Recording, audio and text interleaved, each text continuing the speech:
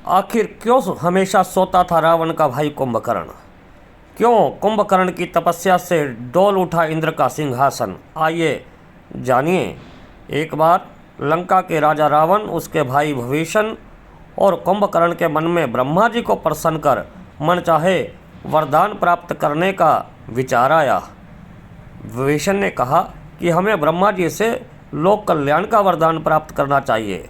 रावण ने अपने साम्राज्य और शक्तियां बढ़ाने का वरदान मांगने की इच्छा जताई तो कुंभकर्ण ने कहा, मैं तो ब्रह्मा जी से इंद्रासन मांगूंगा, स्वर्ग का राजा बनूंगा और स्वर्ग में देवताओं का नहीं असुरों का राज होगा। यह सोचकर तीनों भाई तपस्या के लिए बैठ गए और ब्रह्मा जी की स्तुति करने लगे। उनकी कठिन तपस्या से देवराज इंद्र का सिंहासन डोला। देवताओं में चिंता बढ़ गई। तब देवराज इंद्र और देवताओं ने इस चिंता में सोचा कि अगर ब्रह्मा जी ने कुंभकर्ण को स्वर्ग का राजा बना दिया तो हम देवता कहाँ जाएंगे और हमें देवलोक छोड़ना पड़ेगा, वहाँ असुरों का राज होगा।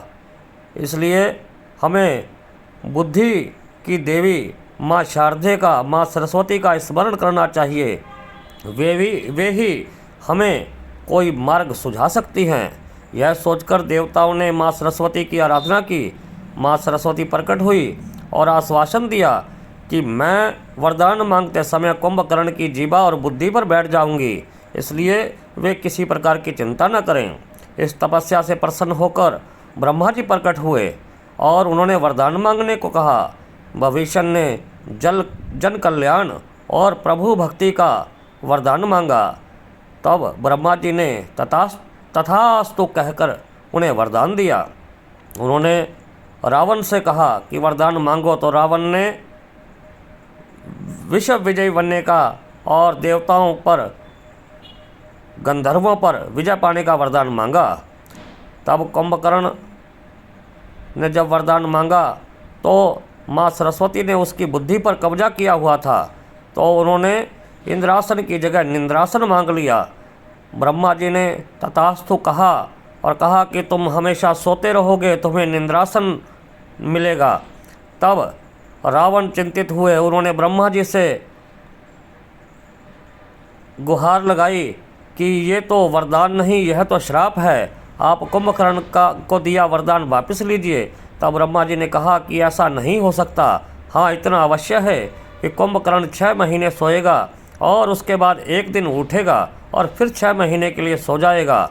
लेकिन रावण, ये याद रखना कि अगर इसको 6 महीने से पहले ज़बरदस्ती उठाया गया तो कोई भी अनहोनी हो सकती है।